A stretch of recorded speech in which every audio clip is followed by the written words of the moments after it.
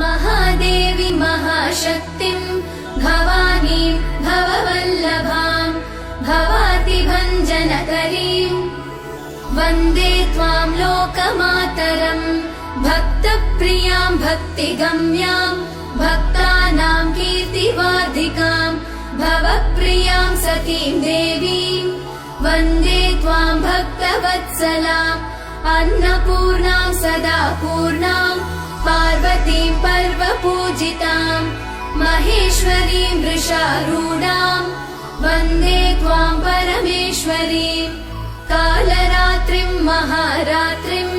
मोहरात्रिं जनेश्वरीं शिवकान्तां शम्भुशक्तिं वन्दे त्वां जननीमुमां जगत्कर्त्रीं जगद्धात्रीं जगत्संहारकारिणीं मुनिभिः